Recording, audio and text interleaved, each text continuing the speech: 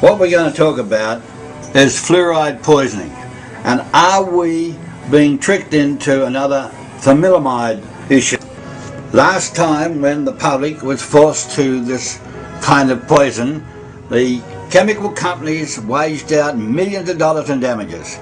But this time it'll be the government that'll get sued. There will be a lot of legal challenges against the government because they are at fault. They're at fault because they have not done their homework and they have not given the public a chance to see the other side. They've relentlessly waged a propaganda advertising campaign to make people believe that fluoride is safe, when no one has the money to put up that it is not safe. It is very bad. The Germans and the Russians back in the last war, they used fluoride to make prisoners stupid. They used fluoride to make them docile. And the US government is facing legal action over the toxic effects in the environment of this nuclear wasted byproduct. It is a poison to the human system, far greater than lead.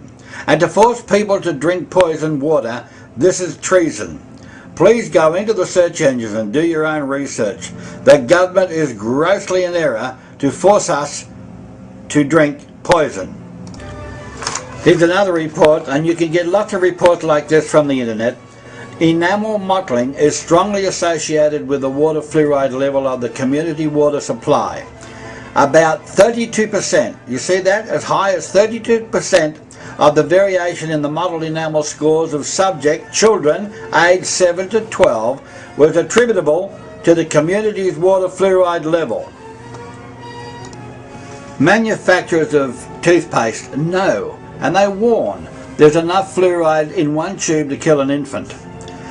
The fluoride, it's well known and proven, it causes discoloration of the teeth, but it also makes bones brittle.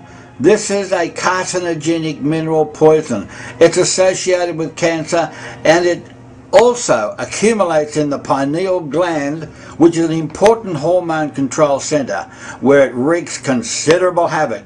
Paul Connett of Fluoride Action Network comments on Jennifer Luke's research, which was part of the PhD thesis and had just been published in Carey's research under the title Fluoride Deposition in the Aged Human Pineal Gland. The use of fluoride for health reasons is one of the greatest insanities of our times. Water is supposed to be safe for everyone. Why add a chemical that's a poison and make it in our system so that they know that it's a proven poison? The US should follow Europe's lead and end fluoridation. Australia should follow European lead and end it. There's a fellow called Michael Connett, a project director of the Fluoride Action Network. Look him up. Does your drinking water contain fluoride? If so, keep it away from infants under the age of 1 or 2. This is a directive that was issued recently by an unlikely source, and guess who? The American Dental Association, the ADA. And in a November 9th email alert sent to all of its members, the ADA noted that infants less than 1 to 2 years old may be getting more than the optimal amount of fluoride if their primary source of nutrition is powdered or liquid and used with water that has fluoride. It will poison them and it will damage their brain. Now this is what the ADA said. They issued this advice because babies exposed to fluoridated water are at high risk for developing dental fluorosis, a defect of the teeth which can result in staining and even corrosion of the enamel. And in addition, on October 14th, the Food and Drug Administration, now you know how powerful they are, the FDA, the Food and Drug Administration stated that fluoridated water marketed to infants cannot claim to reduce the risk of cavities. It goes on to say that claiming that it prevents caries in children is false. This is a statement from the FDA. It goes on. Newborn babies have undeveloped brains and exposure to fluoride, a suspected neurotoxin, and it must be avoided. Fluoride is also linked with other health problems as well, including weakened bones, reduced thyroid activity, and possibly bone cancer in boys, according to a recent report from a team of Harvard scientists in the US National Research Council and other recent studies. Now here's another scientific report. In 1999, the US Centre for Disease Control, that's called the CDC, they released a report on the fluoridation of public water supplies. Ironically, the same report hints that the alleged benefit from fluorides may not be due to ingestion. This CDC report acknowledges the effects are topical rather than systemic. The obvious question is then, how can the CDC consider the addition of fluoride to the public water supplies to be a public health benefit and successful, while still admitting that at the same time that fluoride's benefits are not systemic? In other words, are not obtained from drinking it. The truth is coming out, now becoming increasingly evident, is that fluoridation and the proclaimed benefit of fluoride as a way of preventing dental decay is perhaps the greatest scientific fraud ever perpetrated upon the unsuspecting public. And we're falling for it here in Australia.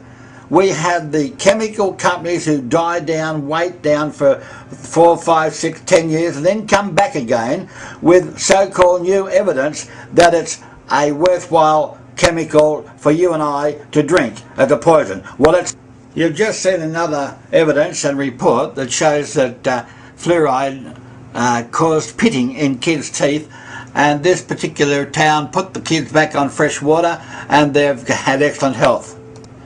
I'm leaving the internet URLs and website addresses so you can do your own research. Now take a look at the scientific report from the University of Western Ontario back in 2002, and you can see it on bruha.com. Now there's a ranking number next to these ailments. The ranking number will give you an idea of how often these occur. Arthralgia, 58. Arthritis, 58. Ataxia, 66. Autism, 171. Back pain, 153. How many people are getting back pain? Behavioural problems, 54. Birth defects, 53. Blind spots, 52. Body temperature disturbances, 52. Breast cancer, 147. And we've got a lot of women that would like to know these facts and figures. And this is a university scientific report.